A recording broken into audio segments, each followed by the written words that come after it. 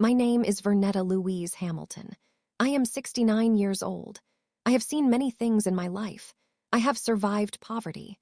I have survived heartbreak. I have survived losing my husband to cancer when I was only 45 years old. I have survived raising 2 children alone while working 3 jobs. But nothing could have prepared me for what happened at my son's wedding. Let me tell you about the moment that changed everything. It was a beautiful Saturday afternoon in June. The sun was shining. The birds were singing. The flowers were blooming. It was the kind of day that poets write about. The kind of day that makes you believe in happy endings. My son Donovan was getting married.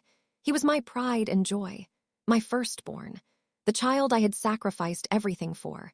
He was 32 years old, handsome, successful, and madly in love with a woman named Selene Thornberry. The wedding was held at a fancy estate outside the city.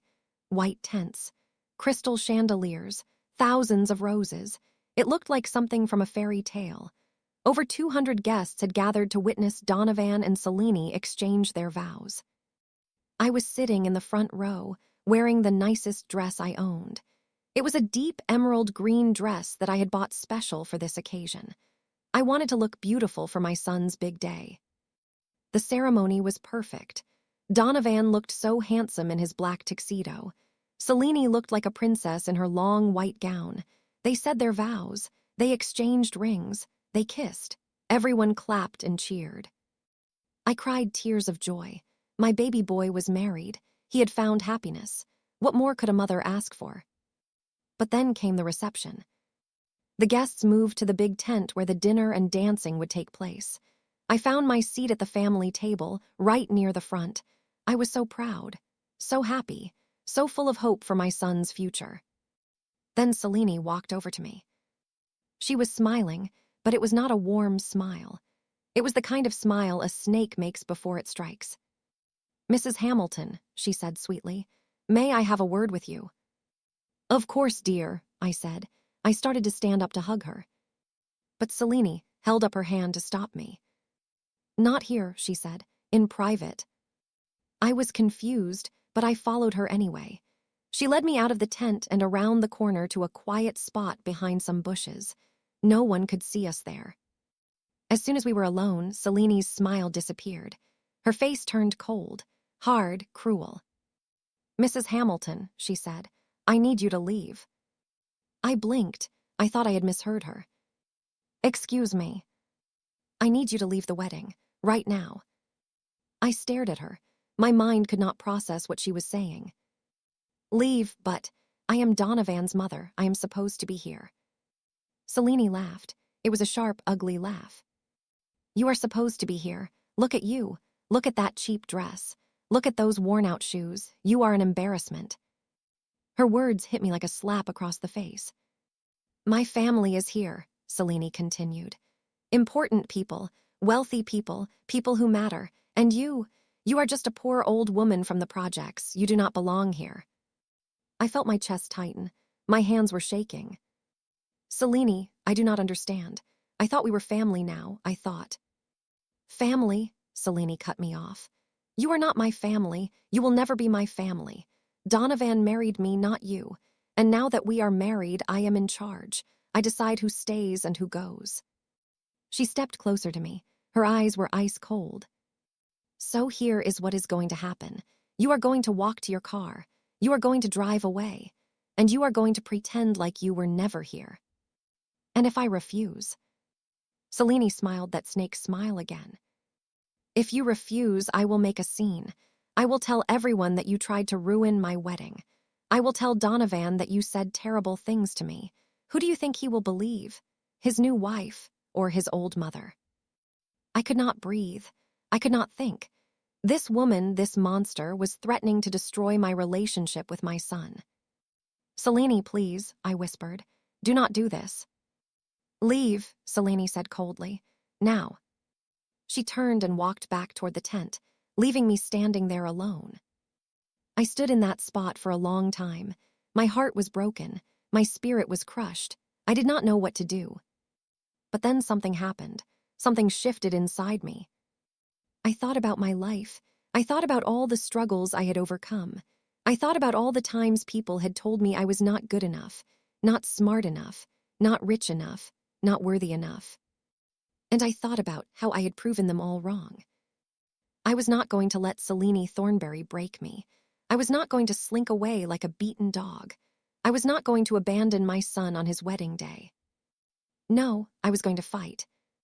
I reached into my purse and pulled out my phone.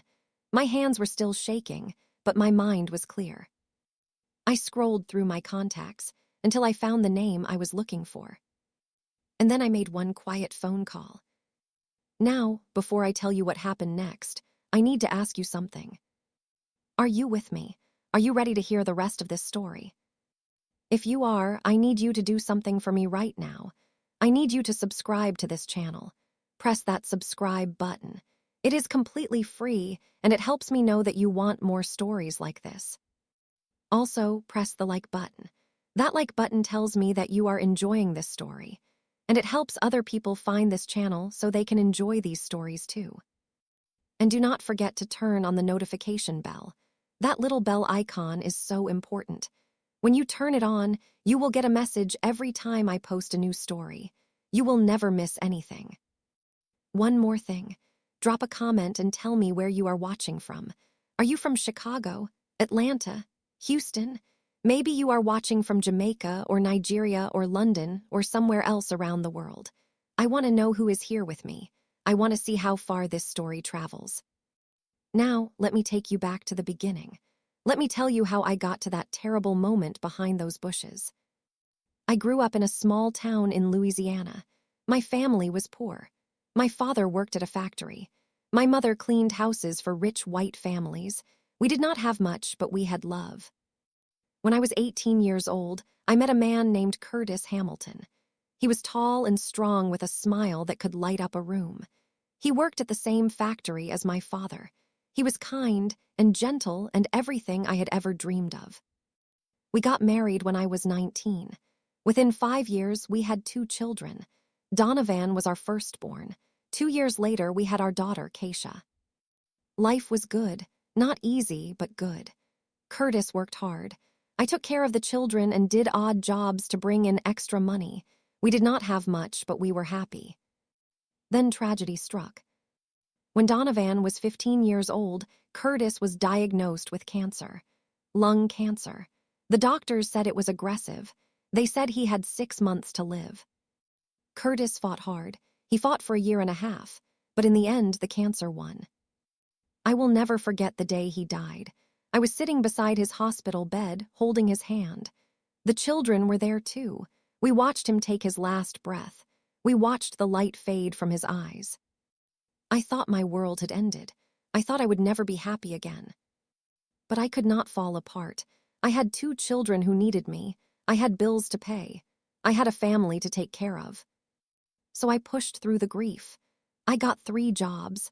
I worked as a cleaner during the day, a cashier in the evening, and I took in laundry on the weekends. I barely slept. I barely ate. But I made sure my children had everything they needed. Donovan was a good boy. He helped me around the house. He took care of his little sister. He worked hard in school. He never complained, even when times were tough. When he graduated high school, he got a scholarship to a good university. I cried with pride when I watched him walk across that stage. My son, my baby, he was going to make something of himself. Donovan studied business. He graduated at the top of his class. He got a job at a big company in the city. Within 10 years, he was a senior executive making more money than I had ever seen in my life. I was so proud of him, so happy. He had achieved everything I had dreamed for him. But then he met Selene. Donovan brought Selene home for the first time 3 years ago. She was beautiful, long black hair, light brown skin, big brown eyes. She looked like a model from a magazine. But from the moment I met her, something felt wrong. Selene barely looked at me when Donovan introduced us. She shook my hand limply, like she did not want to touch me. She looked around my small apartment with a wrinkled nose, like she smelled something bad. "Nice place," she said. But her tone said the opposite. During dinner, Selene talked only about herself. her family, her money, her accomplishments. She did not ask me a single question about my life. She did not seem interested in knowing anything about me. When they left that night, I pulled Donovan aside. "Son, are you sure about this woman?" Donovan laughed. "Mama, Selene is amazing. She is smart and successful and beautiful. What is not to like?" "I do not know," I admitted. "Something just feels off." "You are being paranoid, Mama. Give her a chance. You will love her once you get to know her." But I never got to know her, because Selene made sure of that. Over the next 3 years, Selene slowly pushed me out of Donovan's life. She was subtle about it. Clever. She never said anything directly negative about me. She just made sure that Donovan was always too busy to visit, too busy to call, too busy to spend time with his mother. Holidays that we used to spend together became holidays I spent alone. Birthdays came and went without a word. Phone calls became shorter and less frequent. I watched my son drift further and further away, and there was nothing I could do about it. When Donovan told me he was engaged to Selene, my heart sank. I wanted to be happy for him. I tried to be happy for him, but deep down I knew this was not good. Still, I smiled and congratulated him. I offered to help with the wedding. I did everything a good mother should do. But Selene made it clear that my help was not wanted. "We have professional wedding planners," she told me. "We do not need you." Those words stung, but I swallowed my pride and said nothing. The months leading up to the wedding were painful. I was barely included in any of the planning. I found out about decisions after they were made. I felt like a stranger at my own son's wedding. But I kept quiet. I did not want to cause problems. I did not want to push Donovan further away. I told myself that things would get better after the wedding. I told myself that once they were married, Selene would relax. She would accept me as family. She would let me be part of their lives. I was wrong. The day of the wedding arrived. I woke up early and got dressed in my emerald green dress. I did my hair and makeup. I wanted to look my best. My daughter Keisha drove me to the venue. She was 30 years old now, married with 2 children of her own. She had never liked Selene either. "Mama, are you sure you want to do this?" Keisha asked as we drove. "You know Selene does not want you there." "Donovan is my son," I said firmly. "I will be at his wedding, no matter what." Keisha sighed, but said nothing more. We arrived at the estate an hour before the ceremony. The place was beautiful, flowers everywhere, white chairs arranged in perfect rows, a string quartet playing soft music. I found my seat in the front row and waited. The ceremony was beautiful. Donovan looked so handsome, so happy. When he said, "I do," I felt tears streaming down my face. My son was married. For better or worse, he was married. Then came the reception, the moment behind the bushes, the moment Selene told me to leave. And now you know what led up to that moment. Now you know why I was standing there with my phone in my hand, about to make a call that would change everything. I pressed the dial button and held the phone to my ear. It rang 3 times before someone answered. "Hello." "Hello," I said. "This is Vernetta Hamilton. Is this who I think it is?" There was a pause. Then a voice said, "Mrs. Hamilton, it has been a long time. What can I do for you?" I took a deep breath. "I need your help. I need you to come to my son's wedding. Right now." Another pause. "Are you sure about this, Mrs. Hamilton? Once I show up, there is no going back." I thought about Selene's cruel words. I thought about how she had treated me. I thought about all the times she had made me feel worthless. "I am sure," I said. "It is time for the truth to come out." "Very well. I will be there in 30 minutes. The line went dead. I put my phone back in my purse and walked back toward the tent.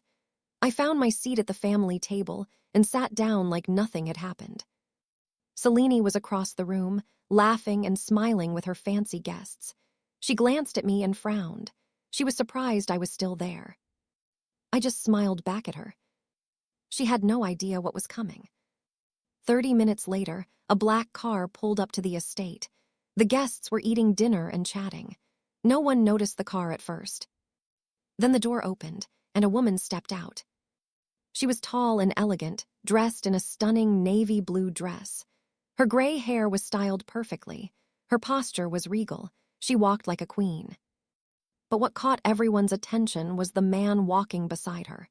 He was in his 60s, wearing an expensive suit. He had a briefcase in his hand and a serious expression on his face.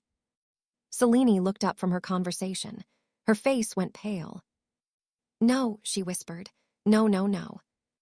The woman in the navy blue dress walked straight toward the head table where Donovan and Selene were sitting. She stopped in front of them and smiled. "Hello, Selene," she said.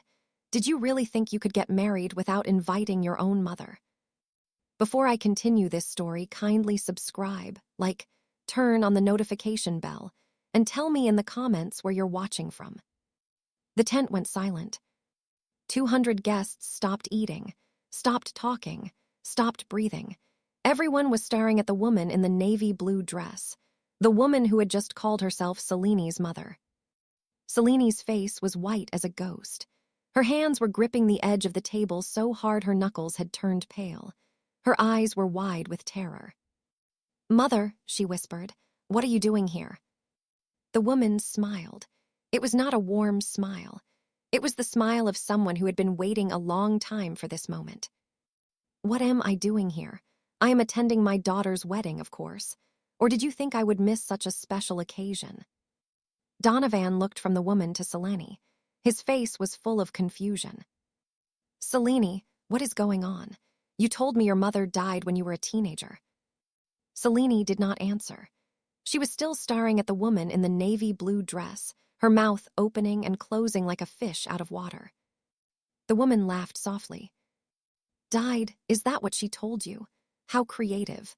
No, young man, I am very much alive. My name is Nadine Thornberry, and I have quite a story to tell you about my darling daughter." She turned to face the crowd. "But first, I think we should all get comfortable. This is going to take a while." I watched from my seat at the family table. My heart was pounding. I had known that calling Nadine would cause a scene, but I had not expected this. Let me explain how I knew Nadine Thornberry. 3 months ago, I received a letter in the mail. It was handwritten on expensive stationery. The return address was from a town about 2 hours away. The letter said, "Dear Mrs. Hamilton, you do not know me, but I know you. My name is Nadine Thornberry. I am the mother of Selene Thornberry, the woman your son is engaged to marry. I am writing to warn you. My daughter is not who she pretends to be. She is a liar, a manipulator, and a thief. She has destroyed many lives, including my own. If you want to protect your son, please call me. I can tell you the truth about Selene, the truth that could save your family. Sincerely, Nadine Thornberry." At first, I did not know what to think. Was this letter real, or was it some kind of trick? I decided to call the number on the letter. A woman answered. Her voice was elegant but tired. She sounded like someone who had been through a lot. We talked for 3 hours that first day. Nadine told me things about Selene that made my blood run cold. She told me about lies, about manipulation, about stolen money, about broken families. She told me that Selene had stolen over $200,000 from her own family and disappeared. She had changed her identity and reinvented herself as a sophisticated, wealthy woman. She told me that Selene had been married before, twice, both times to wealthy men. Both times she had drained their bank accounts and disappeared. She told me that Selene was not marrying Donovan for love. She was marrying him for his money. I was horrified, but I was also conflicted. Part of me wanted to tell Donovan immediately, but another part of me was scared. What if he did not believe me? What if Selene turned him against me forever? So I waited. I gathered more information. Nadine sent me documents, bank records, court filings, photographs, evidence that proved everything she had told me was true. I planned to confront Donovan before the wedding. I planned to show him everything. But I never got the chance. Every time I tried to see Donovan, Selene was there. She never left his side. She never gave me a moment alone with him. And then came the wedding day, the day Selene told me to leave. That was when I made my decision. If Selene wanted to play dirty, I would play dirty too. I called Nadine. And now she was here. Nadine walked to the center of the tent. The man with the briefcase followed behind her. Everyone was watching them. "Ladies and gentlemen," Nadine said. Her voice was calm but commanding. "I apologize for interrupting this beautiful celebration, but there are some things you need to know about the bride." Selene finally found her voice. "Stop," she screamed. She stood up from her chair, knocking over her champagne glass. "You have no right to be here. This is my wedding." "Your wedding?" Nadine laughed bitterly. "Which one, your first, your second, or is this your third?" Gasps rippled through the crowd. People were whispering frantically to each other. Donovan stood up. His face was pale, confused, scared. "Selene, what is she talking about? You have been married before." Selene turned to him. Her eyes were wild, desperate. "Baby, do not listen to her. She is crazy. She has always been crazy. That is why I told you she was dead. I did not want her ruining our life." "Crazy?" Nadine shook her head slowly. "Is that the best you can do, Selene? After everything you have done, you are going to call me crazy?"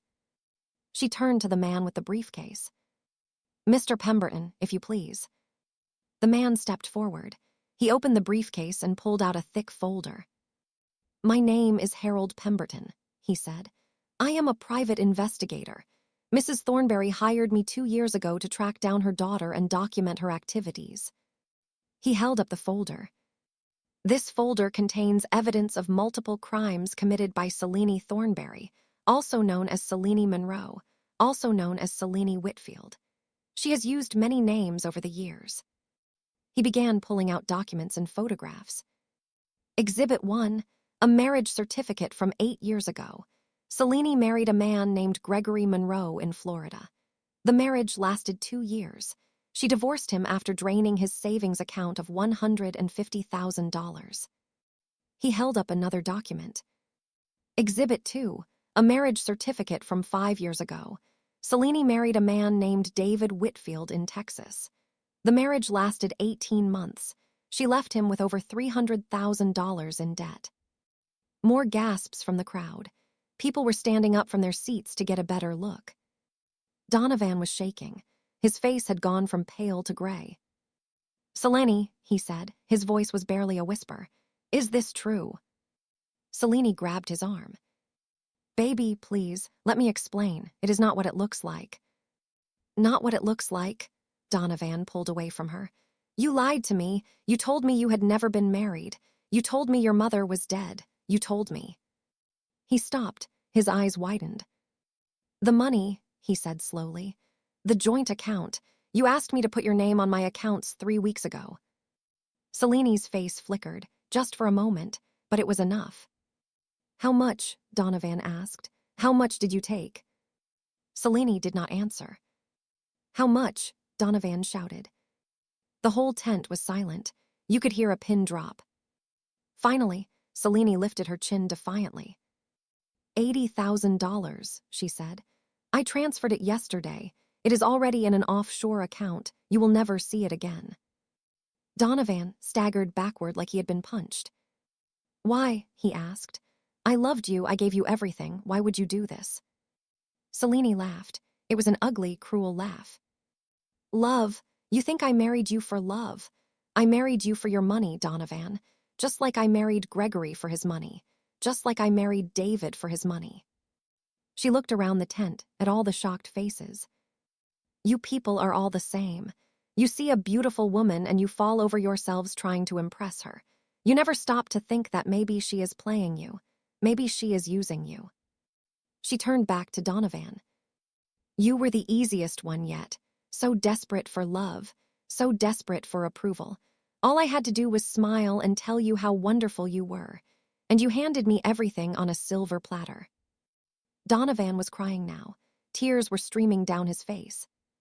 I could not take it anymore. I stood up from my seat and walked toward my son. "Donovan," I said softly, "I am so sorry." He looked at me with broken eyes. "Mama, did you know about this?" I hesitated, then I nodded. I found out 3 months ago. A woman named Nadine contacted me. She sent me evidence. I tried to tell you, baby. I tried so many times, but Selene never let me get you alone. Donovan covered his face with his hands. Why did you not try harder? Why did you not force me to listen? Because I was scared, I admitted. I was scared you would not believe me. I was scared Selene would turn you against me. I was scared I would lose you forever. I reached out and touched his arm. But I never stopped fighting for you, Donovan. I never stopped trying to protect you. That is why I called Nadine today. That is why she is here. Donovan looked at me. Then he looked at Nadine. Then he looked at Selene. Selene was backing away slowly. She was looking for an exit, looking for a way to escape. But it was too late.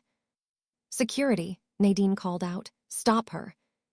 2 large men in black suits appeared at the entrance of the tent.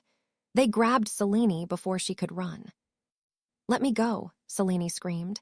You cannot do this to me. Actually, we can, Mr. Pemberton said calmly. I have already contacted the authorities. The police are on their way. You are going to face charges for fraud, theft, and bigamy. Bigamy? Someone in the crowd asked. Yes, Mr. Pemberton confirmed. Selene never legally divorced her first husband, Gregory Monroe, which means her marriage to David Whitfield was invalid, and her marriage to Donovan Hamilton today, also invalid. More gasps, more whispers. The crowd was buzzing with shock and disbelief. Selene stopped struggling. She looked around the tent with wild eyes. She was trapped, cornered, exposed. You, she pointed at me. Her face was twisted with rage. This is your fault, you did this. I looked at her calmly. No, Selene, you did this to yourself. You lied, you stole, you hurt people. And now you are going to pay for it. I will destroy you, Selene screamed. I will make your life a living hell. You already tried, I said. You told me to leave my son's wedding. You called me an embarrassment. You said I did not belong. I stepped closer to her. But you were wrong, Selene. I do belong. I am Donovan's mother. I will always be his mother. And no matter what you do, no matter how hard you try, you will never take that away from me. Selene glared at me with pure hatred, but she had no more words, no more weapons, no more power. The security guards dragged her out of the tent. A few minutes later, we heard police sirens in the distance. The tent was in chaos. Guests were talking loudly. Some were leaving. Others were taking out their phones to record videos and take pictures.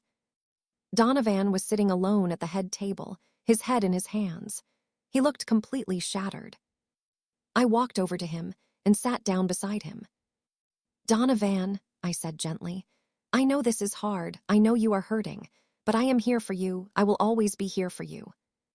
He looked at me with red, swollen eyes. I am such a fool, Mama. I believed everything she told me. I trusted her with my heart, with my money, with my life. You are not a fool, I said. You are a good man who wanted to be loved. There is nothing foolish about that. But I pushed you away. I let Selene come between us. I treated you terribly. I took his hand in mine. Yes, you did, and it hurt. It hurt more than you will ever know. But I forgive you, Donovan. You are my son. I will always forgive you. Donovan broke down. He sobbed like a little boy. I held him in my arms, just like I used to when he was small. It is going to be okay, I whispered. We are going to get through this together. Keisha came over and sat beside us. She put her hand on Donovan's shoulder. Hey, big brother, she said softly. I know today was awful, but at least the truth came out before it was too late. Donovan looked up at her. Too late. She already took $80,000 from me. Money can be replaced, Keisha said, but you cannot be replaced. Mama cannot be replaced. Family cannot be replaced. She squeezed his shoulder. We are still here, Donovan. We are still your family, and we are not going anywhere. Donovan managed a weak smile. Thank you, Keisha. I do not deserve you, either of you. That is true, Keisha said with a small grin, but we love you anyway. Despite everything, Donovan laughed. It was a sad, broken laugh, but it was still a laugh. An hour later, the guests had all left. The police had taken Selene away. The beautiful wedding tent was empty and quiet. Nadine Thornberry walked over to where we were sitting. "Mrs. Hamilton," she said, "I want to thank you for calling me. I have been waiting years to expose my daughter, to stop her from hurting anyone else." I looked at her with sympathy. "It must have been hard, watching your own child become a monster." Nadine's eyes filled with tears. "You have no idea. Selene was not always this way. She was a sweet little girl once, but something changed when she became a teenager. She became obsessed with money, with power, with getting whatever she wanted, no matter who she hurt." She shook her head sadly. "I tried to help her. I sent her to therapy. I gave her everything she asked for, but nothing worked. She just got worse and worse." "What happened with the money she stole from your family?" I asked. $200,000, Nadine said. "She stole it from her grandmother's trust fund. My mother died of a broken heart 6 months later. She could not believe her own granddaughter would betray her like that." I thought about my own experience with Selene. The cruelty, the manipulation, the way she had tried to destroy my relationship with my son. "I am sorry for your loss," I said. "Both of your losses." Nadine nodded. "The daughter I loved is gone. She has been gone for a long time. What is left is just a stranger." She looked at Donovan. "I am sorry for what my daughter did to you. I hope you can find healing." Donovan looked up at her. "Thank you for coming today. Thank you for telling the truth." Nadine smiled sadly. "The truth is the only thing we have left. Take care of yourself, young man, and take care of your mother. She fought hard for you." She turned and walked away, disappearing into the evening shadows. We sat in silence for a long time. The sun was setting. The sky was turning orange and pink. Finally, Donovan spoke. "Mama, I have to tell you something." "What is it, baby?" He took a deep breath. "Before the wedding, Selene asked me to sign some papers. She said they were for our new house, for the mortgage." My blood went cold. "What kind of papers?" Donovan looked at me with fear in his eyes. "I do not know. I did not read them carefully. I just signed where she told me to sign." I felt my stomach drop. "Donovan, where are those papers now?" "I do not know. Selene had them.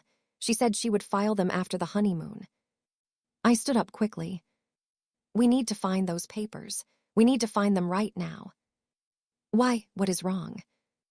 I looked at my son with growing dread. "Because if Selene got you to sign something without reading it, there is no telling what you agreed to. She could have signed over your house, your car, your entire business." Donovan's face went white. Oh God, no." We ran to the parking lot where Selene's car was still parked. The police had taken her away in a squad car, but her vehicle was still there. The doors were locked, but through the window, I could see something on the passenger seat. A large manila envelope. And written on the front, in Selene's handwriting, were 3 words that made my heart stop. Power of attorney. Before I continue this story, kindly subscribe, like, turn on the notification bell, and tell me in the comments where you're watching from. Power of attorney. Those 3 words burned into my brain like a branding iron. I knew what those words meant. I knew the damage they could cause. A power of attorney document gives one person complete control over another person's finances, their property, their entire life. If Donovan had signed that document without reading it, Selene could have taken everything he owned. Everything. "We need to get into that car," I said. "Right now." Donovan was shaking. His hands were trembling so badly he could barely stand. "How? The doors are locked, and Selene has the keys." I looked around the parking lot. Most of the guests had left. The caterers were packing up their equipment. A few security guards were standing near the entrance of the estate.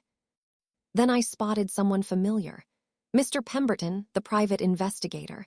He was walking toward his own car, briefcase in hand. "Mr. Pemberton," I called out. "Wait." He turned and walked back toward us. "Mrs. Hamilton, is something wrong?" I pointed at Selini's car. We need to get into that vehicle. There are documents inside that we need to see. Mr. Pemberton looked at the car, then back at me. That could be considered tampering with evidence. The police might. The police took Selini. They did not impound her car, and my son may have signed documents that could destroy his life. Mr. Pemberton studied my face for a moment. Then he nodded. I have a kit in my car. Give me 2 minutes. He returned with a small leather pouch. Inside were several thin metal tools. Within 30 seconds, he had unlocked Selini's car door. I reached inside and grabbed the manila envelope from the passenger seat. My hands were shaking as I opened it. Inside were several documents, legal documents with official seals and signatures. The first document was indeed a power of attorney. It gave Selini complete control over all of Donovan's financial accounts, his bank accounts, his investment accounts, his retirement funds, everything. Donovan's signature was at the bottom, dated 3 weeks ago. "Oh no," Donovan whispered. "I remember signing this. She told me it was just a formality, something for the bank." I flipped to the next document. My heart stopped. It was a deed transfer for Donovan's house, the house he had worked 10 years to buy, the house he had paid off just last year. According to this document, Donovan had transferred full ownership of his house to Selini Thornberry, signed and notarized. "She took my house," Donovan said. His voice was hollow, empty. "She took my house and I did not even know it." I kept flipping through the documents. Each one was worse than the last.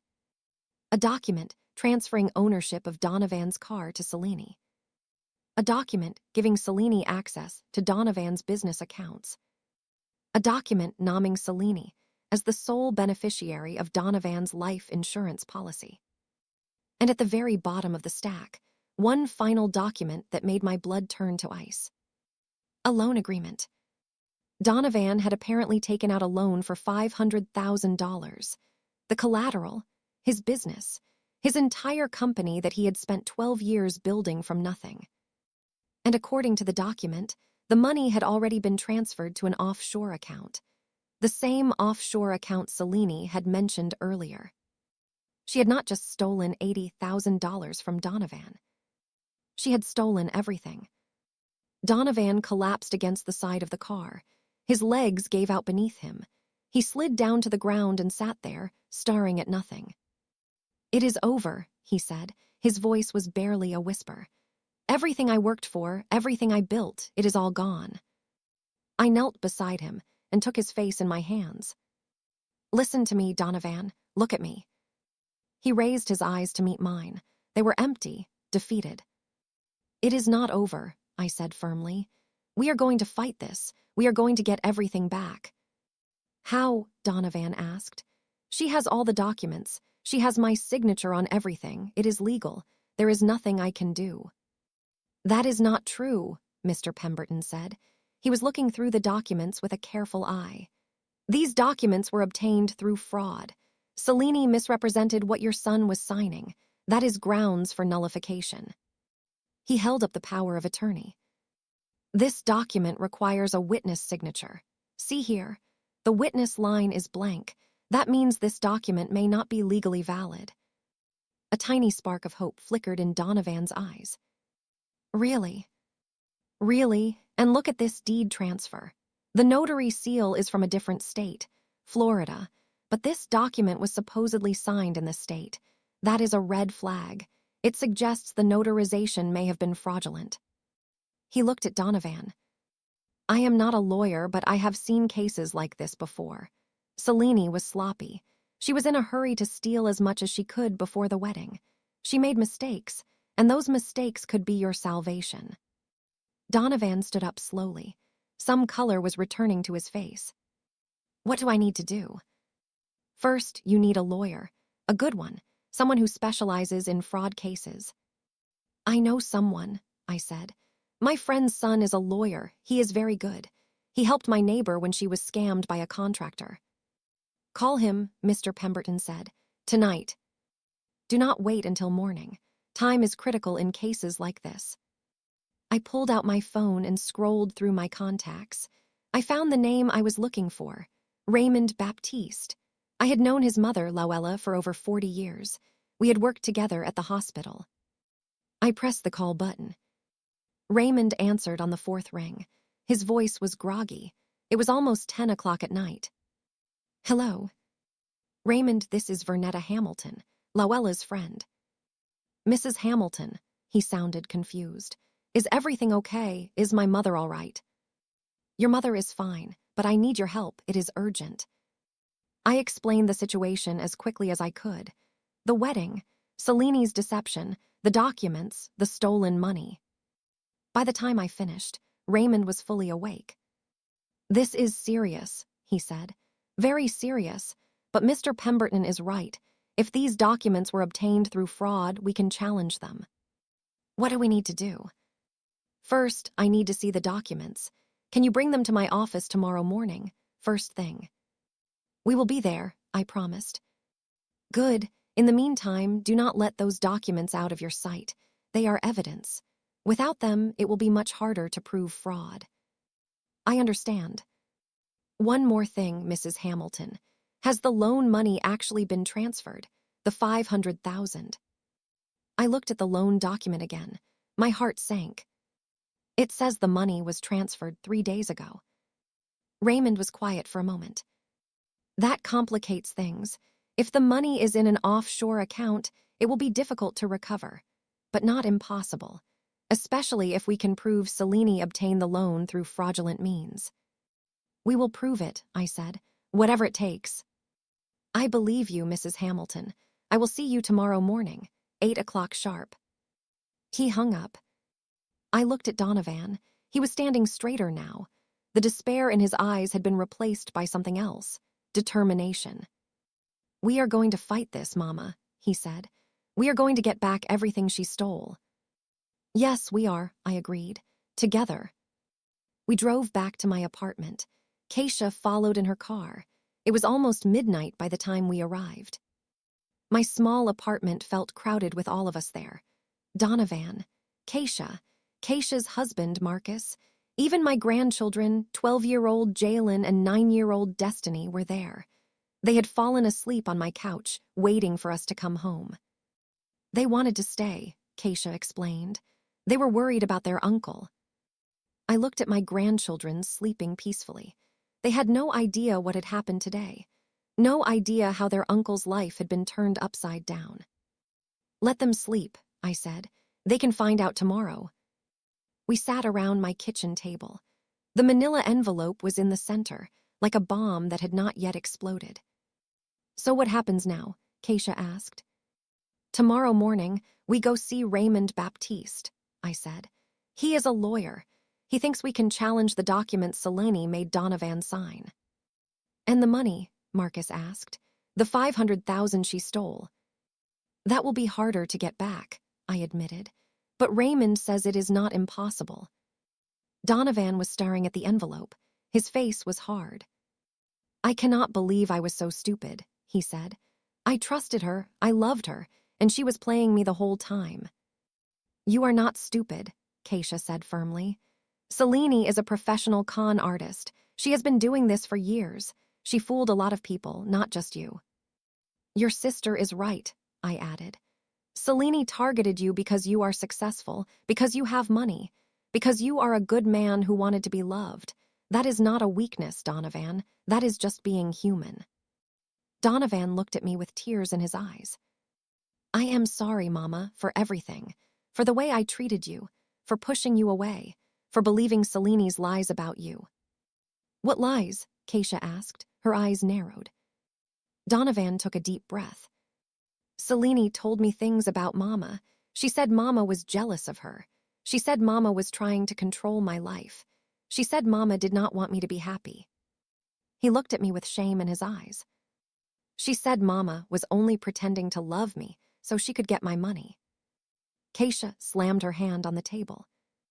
That witch, how dare she say those things about our mother? I believed her, Donovan said quietly.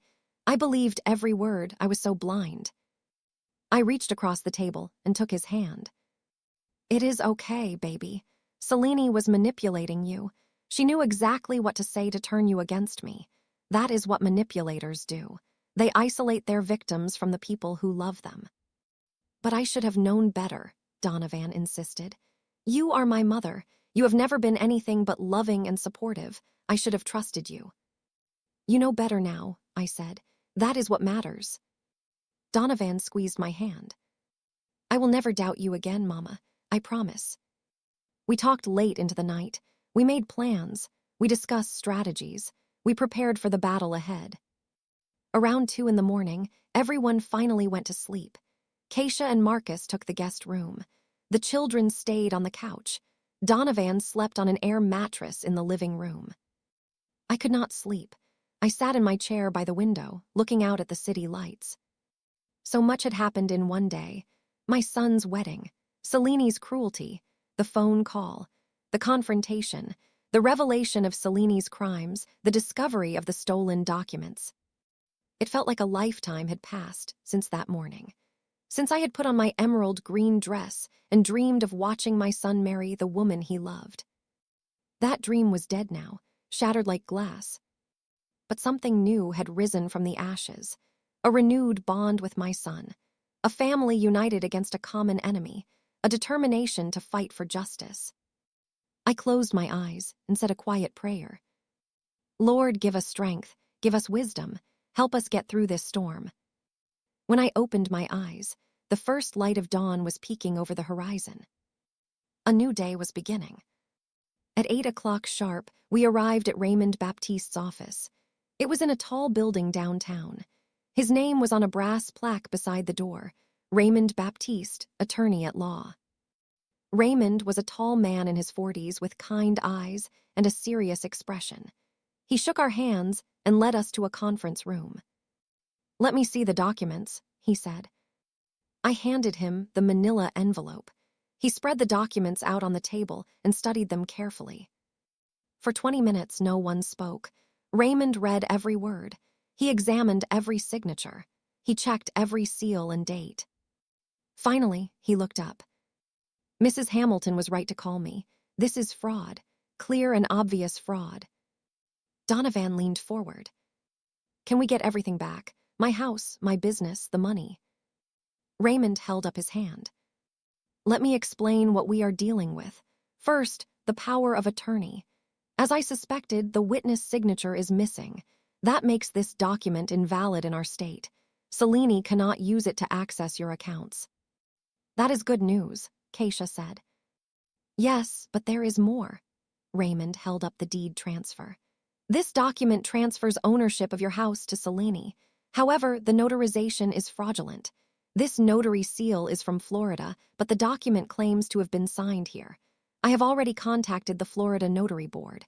They have no record of this notarization ever taking place. So the deed transfer is fake?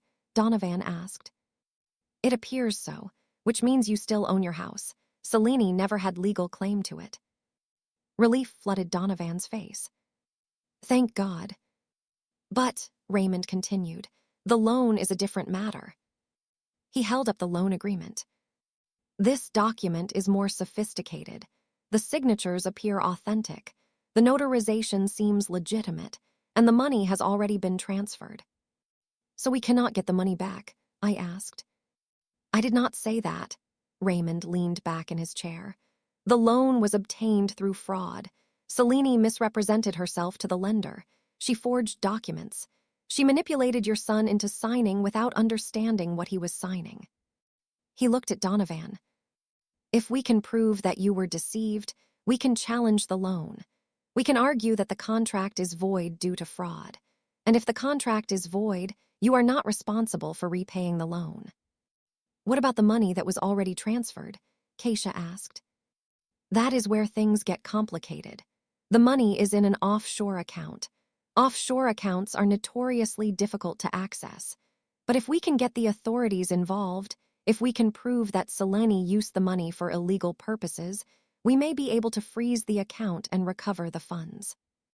How long will all this take? Donovan asked. Raymond sighed. Honestly, it could take months. Maybe years. Legal battles are slow. especially when offshore accounts are involved. Donovan's face fell. I do not have years. I have bills to pay, employees who depend on me, a business to run. I understand, Raymond said. That is why we need to move quickly. Today, I will file emergency motions to freeze your accounts and prevent Selene from accessing any more of your assets. I will also contact the police and share this evidence with them. Selene is already in custody for bigamy and fraud. This new evidence will add to her charges. Will she go to prison? I asked. Almost certainly. Selene has committed multiple felonies. Fraud, theft, bigamy, forgery. She is looking at significant prison time. Good, I thought. That woman deserved to rot behind bars. What do we do now? Donovan asked. Now you let me do my job, Raymond said. Go home, try to rest. I will call you as soon as I have any news. We stood up to leave. Raymond walked us to the door. One more thing, he said. Be careful. Selene may be in custody, but she may have accomplices. People who helped her with her schemes. People who might try to finish what she started. I felt a chill run down my spine. Accomplices. It is just a precaution. Con artists rarely work alone. Selene had to have helped setting up offshore accounts, forging documents, and planning her schemes. Those people are still out there. He looked at each of us. Watch your backs.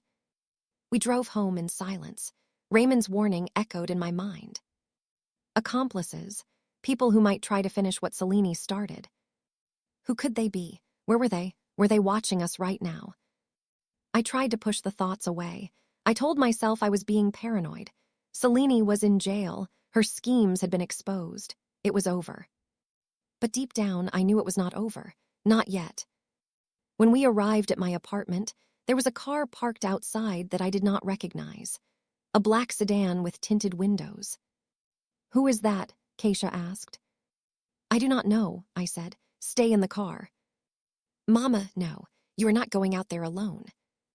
But I was already opening my door. I was tired of being afraid, tired of being pushed around. If someone wanted to threaten me, they could do it to my face. I walked toward the black sedan. The driver's side window rolled down. A man was sitting inside. He was white, middle-aged, with gray hair and cold eyes. He was wearing an expensive suit. Mrs. Hamilton, he said, we need to talk. Who are you? The man smiled. It was not a friendly smile. My name is Victor Thornberry. I am Selene's father. My blood went cold.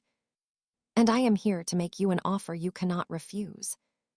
Before I continue this story, kindly subscribe, like, turn on the notification bell, and tell me in the comments where you're watching from. Victor Thornberry. Selene's father. I stood on the sidewalk outside my apartment, staring at the man in the black sedan. He looked nothing like Nadine. Where she was elegant and refined, he was hard and cold. His gray eyes reminded me of a shark, empty, predatory.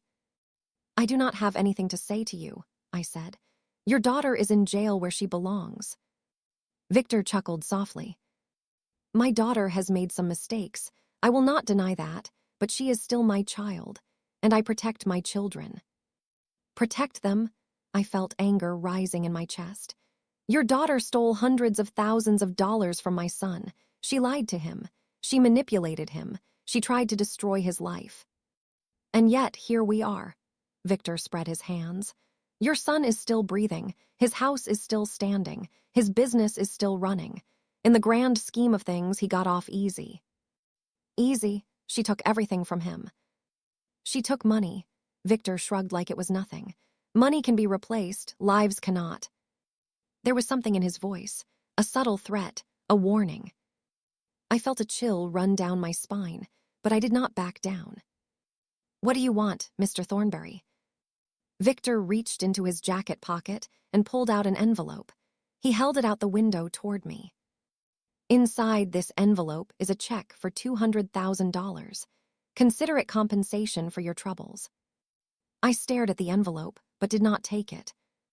And what do you want in return? Victor smiled that shark smile again. I want you to drop the charges against my daughter. Convince your son to withdraw his complaints. Tell your lawyer friend to back off. Make this whole thing go away. And if I refuse? Victor's smile faded. His eyes turned even colder.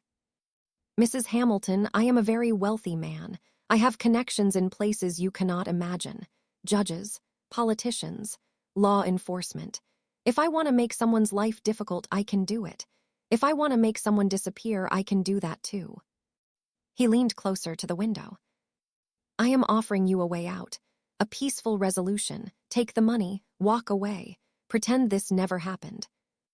I looked at the envelope in his hand. $200,000. More money than I had ever seen in my life. Enough to pay off my bills. Enough to fix my apartment. Enough to live comfortably for the rest of my days. All I had to do was let Selene go free. Let her escape justice. Let her continue destroying lives.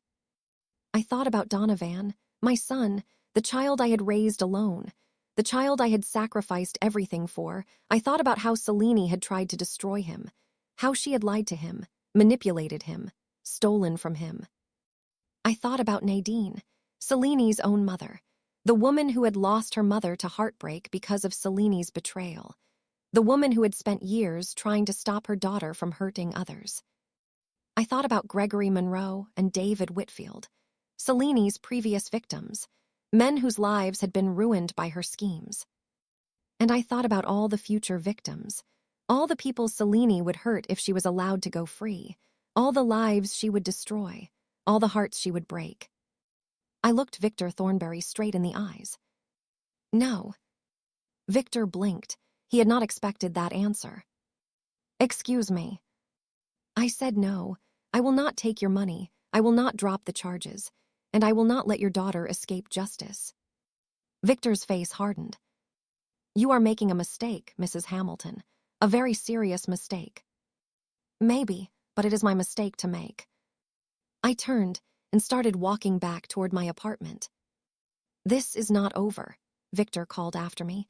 You have no idea who you are dealing with. I did not look back. I kept walking until I reached my door. I went inside and closed the door behind me. My hands were shaking. My heart was pounding. But I did not regret my decision, not for a single second. Donovan and Keisha were waiting for me inside. They had watched the whole exchange from the window. Mama, what happened? Donovan asked. Who was that man? I sat down heavily in my chair. His name is Victor Thornberry. He is Selene's father. Selene's father. Keisha's eyes went wide. I thought Nadine said Selene's father was dead. Apparently not. He is very much alive and very dangerous. I told them about the offer, the $200,000, the threats, the warning about making people disappear. When I finished, Donovan was packing the room. We need to call the police. This man threatened you. That is a crime. He was careful, I said. He did not make any direct threats. He just implied things. The police cannot arrest someone for implications. Then what do we do? Keisha asked. We cannot just sit here and wait for him to come after us. I thought for a moment, then I picked up my phone. We call Raymond. He said Selene might have accomplices. Her father is clearly one of them. Raymond needs to know about this. I dialed Raymond's number. He answered on the second ring. Mrs. Hamilton, is everything okay? No, Selene's father just showed up at my apartment.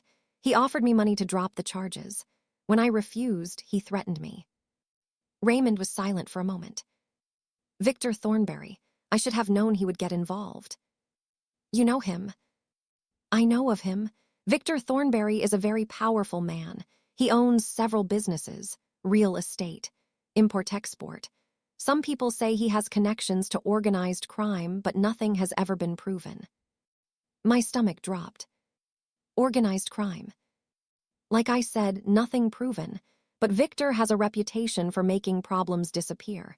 People who cross him tend to have accidents. Businesses fail. Witnesses change their stories. So what do we do? First, you document everything. Write down exactly what Victor said, every word, every implication. Second, do not go anywhere alone. Stay together as a family. Third, let me make some calls. I have contacts in the FBI. If Victor is involved in organized crime, they will want to know about it. The FBI. This is bigger than a simple fraud case now, Mrs. Hamilton. If Victor Thornberry is involved, we are dealing with something much more serious. But do not worry. I will not let anything happen to you or your family. I thanked Raymond and hung up. Donovan was still packing. Keisha was sitting on the couch, holding her children close. What did he say? Donovan asked. I repeated what Raymond had told me, about Victor's reputation, about the possible organized crime connections, about the FBI. The FBI, Keisha whispered. Mama, this is getting scary. I know, baby, but we cannot back down now. If we let Victor intimidate us, Selene will go free, and she will keep hurting people. Mama is right, Donovan said. He stopped packing and looked at us with determination in his eyes. We started this fight. We have to finish it, no matter what. Keisha nodded slowly. Okay, we fight together. I looked at my children, my brave, strong children. Despite everything, I felt a surge of pride. Together, I agreed. The next few days were tense. We followed Raymond's advice and stayed together. Donovan moved into my apartment. Keisha and Marcus visited every day. We never went anywhere alone. Victor Thornberry did not show up again, but I knew he was out there, watching, waiting, planning. Raymond worked quickly. He filed the emergency motions to freeze Donovan's accounts. He contacted the FBI and shared the evidence about Victor. He prepared the case against Selene. 4 days after the wedding, we received good news. The motions were approved, Raymond told us over the phone. Donovan's accounts are frozen. Selene cannot touch any more of his money. What about the $500,000 she already took? Donovan asked. We are working on that. The FBI is investigating the offshore account. They believe it may be connected to other criminal activities. If they can prove that, they can seize the funds. And Victor, Selene's father. The FBI is very interested in Victor Thornberry. They have been trying to build a case against him for years. Your testimony could be the key they need. My testimony. Yes, if you are willing to testify about Victor's threats and his involvement in Selene's schemes, it could help bring down his entire operation. I thought about the risks. Testifying against a man like Victor Thornberry was dangerous, very dangerous, but it was also the right thing to do. I will do it, I said, whatever it takes to stop these people. Thank you, Mrs. Hamilton. Your courage could help put Victor Thornberry away for a very long time. 1 week after the wedding, Selene's bail hearing was held. We did not attend. Raymond advised us to stay away. He said it would be safer. But we watched the news coverage on television. Selene appeared in court wearing an orange jumpsuit. Her hair was messy. Her face was pale. She looked nothing like the beautiful, confident bride who had told me to leave just 1 week ago. The prosecutor argued that Selene was a flight risk. She had multiple identities, multiple past marriages, access to offshore accounts. If she was released on bail, she would disappear and never face justice. Selene's lawyer argued that she was a first-time offender who deserved a chance to defend herself. He said she had no criminal record. He said she was not a danger to society. The judge listened to both sides. Then she made her decision. Bail denied. Selene would remain in jail until her trial. I felt a wave of relief wash over me. Selene was not going anywhere. She would face justice for what she had done. But the relief was short-lived. Because 3 hours after the bail hearing, something happened that changed everything. I was sitting in my apartment, watching the evening news, when there was a knock at the door. Donovan went to answer it. He looked through the peephole, then turned to me with a confused expression. Mama, there is a woman out there. She says she needs to talk to you. She says it is urgent. Who is she? I do not know. I have never seen her before. I stood up and walked to the door. I looked through the peephole. The woman was young, maybe 30 years old. She had dark skin, short natural hair, and frightened eyes. She was holding a baby in her arms. I opened the door. "Can I help you?" The woman looked at me with tears in her eyes. "Are you Mrs. Vernetta Hamilton?" "Yes."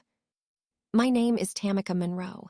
My husband was Gregory Monroe, Selini's first husband." My heart skipped a beat. "Come inside," I said. Tamika sat on my couch, cradling her baby. She looked exhausted, like she had not slept in days. "Thank you for seeing me," she said. "I know this is strange, but I did not know where else to go." "How did you find me?" "I saw the news, about Selini's arrest, about the wedding. They mentioned your name. I did some research and found your address." She looked at me with desperate eyes. "Mrs. Hamilton, I need your help, and I think I can help you too." "What do you mean?" Tamika took a deep breath. "My husband Gregory married Selini 8 years ago. She destroyed him. She took all his money. She ruined his credit. She left him with nothing." "I know," Nadine told me. "But Nadine does not know everything." Tamika leaned forward. "Gregory did not just lose his money, he lost his mind. After Selini left, he became depressed. He started drinking. He could not hold a job, he could not function." She wiped a tear from her eye. 2 years ago, Gregory took his own life. He could not live with the shame anymore. He left behind a note. In the note, he said Selini had stolen more than his money. She had stolen his soul. I felt tears forming in my own eyes. "I am so sorry, Tamika. I had no idea." "There is more." Tamika reached into her bag and pulled out a folder. "Before Gregory died, he gave me this. He said it was evidence. Evidence against Selini and her father." She handed me the folder. "Gregory was investigating them. He wanted to expose them. He wanted to make sure they could never hurt anyone else, but he died before he could finish." I opened the folder. Inside were documents, bank records, photographs, emails. "What is all this?" "Proof," Tamika said. "Proof that Victor Thornberry has been running a criminal organization for over 20 years.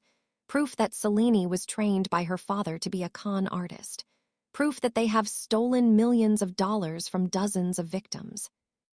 I stared at the documents. This was it. This was the evidence the FBI needed to bring down Victor Thornberry. "Why are you giving this to me?" I asked. Tamika looked at me with fierce determination. "Because I want justice for my husband. I want Selini and her father to pay for what they did to Gregory. And I believe you are the only person brave enough to make that happen." I looked at this young woman, this widow, this mother. She had lost everything because of Selini and Victor, and yet she was still fighting. "I will make sure this evidence gets to the right people," I promised. "I will make sure they pay for what they did, to your husband, to my son, to everyone they have hurt." Tamika broke down in tears. Thank you so much." I put my arm around her and held her while she cried. "You are not alone anymore," I said. "We are going to fight this together." The next morning, I took the folder to Raymond's office. He spent 2 hours going through every document. When he finished, he looked up at me with amazement in his eyes. "Mrs. Hamilton, do you understand what you have here?" "Evidence." "Not just evidence. This is a roadmap of Victor Thornberry's entire criminal empire. Bank accounts, shell companies, money laundering operations. Everything the FBI has been trying to find for years." He stood up and started packing. "With this evidence, we can bring down Victor Thornberry. We can expose his entire organization. We can put him away for the rest of his life. And Selini. Selini, too. These documents prove that she was not just a con artist acting alone. She was part of a criminal conspiracy. That adds decades to her sentence." I felt a weight lifting from my shoulders. "So it is over. We won." Raymond shook his head. "Not yet. We still have to present this evidence in court. We still have to convince a jury. And Victor will fight back. He will use every trick, every connection, every resource he has to avoid justice. But we have a chance now, a real chance." "Yes, Mrs. Hamilton. Thanks to you, we have a real chance." The trial began 3 months later. It was the biggest trial the city had seen in years. Reporters from all over the country came to cover it. The courtroom was packed every day. The prosecution presented the evidence against Selene and Victor, the documents from Gregory, the testimony from Nadine, the records from the FBI investigation. Witness after witness took the stand to describe how they had been cheated, manipulated, and destroyed. I testified on the 5th day of the trial. I told the jury everything, about the wedding, about Selene telling me to leave, about the phone call to Nadine, about Victor's threats, about finding Tamika and the evidence Gregory had gathered. When I was finished, the prosecutor asked me one final question. "Mrs. Hamilton, why did you fight so hard? Why did you not just take Victor's money and walk away?" I looked at the jury. 12 ordinary people, people like me, people who had families and dreams and struggles. "Because my son needed me," I said. "Because Tamika needed justice for her husband. Because Nadine needed to see her daughter face consequences. Because all the victims, past and future, needed someone to stand up and say enough is enough." I took a deep breath. I am just an old woman from a small apartment. I do not have money or power or connections, but I have something more important. I have faith. Faith in God, faith in justice. Faith that good will always triumph over evil, even when evil seems stronger. I looked directly at Victor Thornberry, who was sitting at the defense table. "You thought you could scare me. You thought your money and your threats would make me back down. But you were wrong, because there is nothing more dangerous than a mother protecting her child, and there is nothing more powerful than the truth." The courtroom was silent. Then, slowly, someone in the gallery started clapping, then another person, and another. Soon, the whole room was applauding. The judge banged her gavel. "Order, order in the court." But I could see a small smile on her face. The jury deliberated for 3 days. 3 days of waiting, 3 days of praying, 3 days of hoping that justice would prevail. On the 4th day, they returned with their verdict. Victor Thornberry, guilty on all counts: racketeering, money laundering, conspiracy to commit fraud, witness intimidation. Selene Thornberry, guilty on all counts: fraud, theft, bigamy, conspiracy. The courtroom erupted. Reporters rushed out to file their stories. Family members of victims hugged each other and cried. I sat in my seat, tears streaming down my face. We had done it. We had won. Donovan wrapped his arms around me. "Thank you, Mama. Thank you for everything." "I love you, baby. I will always fight for you." Keisha joined our hug, then Marcus, then Jalen and Destiny. We stood there, our family united, while the world celebrated around us. Victor Thornberry was sentenced to 45 years in prison. He would die behind bars. Selene Thornberry was sentenced to 25 years in prison. She would be 60 years old by the time she was released. The $500,000 that Selene had stolen was recovered from the offshore account. The FBI traced it to a larger criminal network that Victor had been running for decades. When the entire operation was dismantled, they recovered over $12 million in stolen funds. Donovan got his money back, all of it, plus additional compensation from the seizure of Victor's assets. Tamika Monroe received a settlement as well, money from Victor's estate that would help her raise her baby, help her build a new life. Nadine Thornberry testified against her ex-husband and her daughter. She said it was the hardest thing she had ever done, but also the most necessary. After the trial, she moved to a small town where no one knew her name. She wanted to start over, to find peace. 6 months after the trial, life had returned to normal. Donovan rebuilt his business. He was more successful than ever, but he was also different, humbler, more grateful. He called me every day just to say he loved me. He started dating again, a nice woman named Lorraine who he met at church. She was kind and honest and treated him with respect. She treated me with respect too. She called me Mama V and always brought me flowers when she visited. Keisha and Marcus had another baby, a little boy named Curtis, after my late husband. When I held him for the first time, I cried tears of joy. As for me, I was happy, truly happy. I had my family back. I had my son back. I had survived the worst storm of my life and come out stronger on the other side. 1 year after the wedding that never was, Donovan came to visit me. He sat down in my living room and took my hands in his. "Mama, I need to tell you something." "What is it, baby?" He smiled. "I'm going to ask Lorraine to marry me." My heart swelled with joy. "Oh, Donovan, that is wonderful news. But this time, I want to do it right. I want you involved in everything. The planning, the preparations, every decision. I want you to be there for all of it." Tears filled my eyes. "I would love that, baby, more than anything." Donovan hugged me tight. "I love you, Mama. I am sorry it took me so long to realize how much you mean to me." "You are here now," I said. "That is all that matters." The wedding was held 6 months later. It was a beautiful ceremony, simple but elegant, held at our church, surrounded by family and friends. I sat in the front row, wearing a beautiful lavender dress that Lorraine had helped me pick out. I watched my son exchange vows with a woman who truly loved him, a woman who respected him, a woman who respected me. When the pastor said, "You may kiss the bride," I cried tears of pure happiness. At the reception, Donovan took the microphone. "Before we start the celebration, I want to say something." The room went quiet. 1 year ago, I almost made the biggest mistake of my life. I almost married someone who did not love me, someone who only wanted my money, someone who tried to destroy my family. He looked at me. But I was saved by the bravest, strongest, most loving woman I have ever known, my mother. The guests started applauding. "Mama, you never gave up on me, even when I pushed you away, even when I believed lies about you, even when I treated you terribly.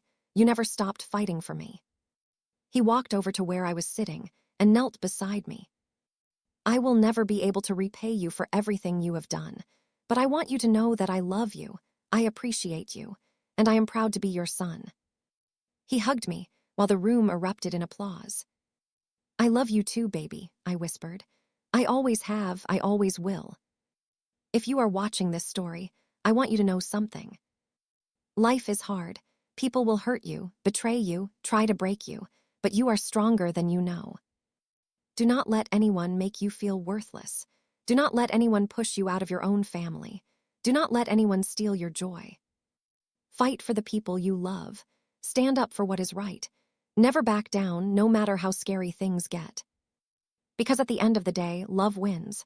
Truth wins. Justice wins. It may take time. It may take tears. It may take sacrifice. But if you hold on to faith and never give up, you will triumph. I am living proof of that. Thank you for watching until the end. Thank you for being here with me. Thank you for listening to my story. If this story touched your heart, please subscribe to this channel. Press that subscribe button and turn on the notification bell so you never miss a new story. Press the like button, share this video with someone who needs to hear it, and drop a comment telling me where you are watching from. I want to know who is here with me. I want to see how far this story travels. Until next time, take care of yourselves, love your families, fight for what is right, and never ever let anyone tell you that you do not belong.